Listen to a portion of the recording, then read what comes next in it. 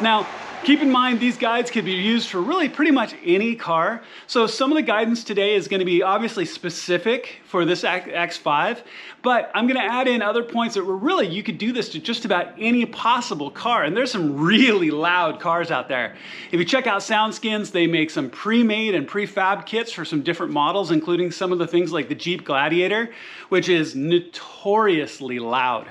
If I owned a Jeep, I would absolutely do this. And I've owned a Jeep in the past.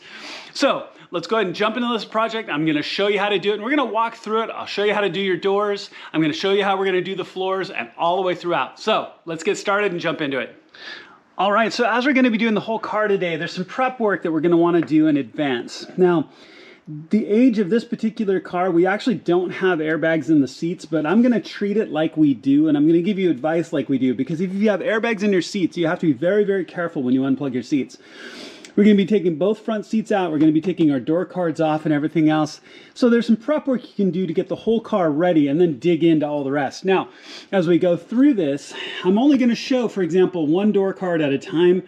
And I'm going to do one front door card and one rear door card. And you can assume how the rest is going to go exactly the same. Now, some of the advice today also is going to be obviously very, very BMW specific here in the C53. But there's no reason why you couldn't use this advice for for another car or a similar car, because the process is going to be essentially the same. Okay, so as we look at our seats, one of the things you're going to want to do with power seats is your bolts in the front. They have front and rear bolts. So you're going to want to be able to run your seat forward and back as you work through it. So you can't unplug your battery yet. But you're going to want to do that before you actually unplug the seats themselves.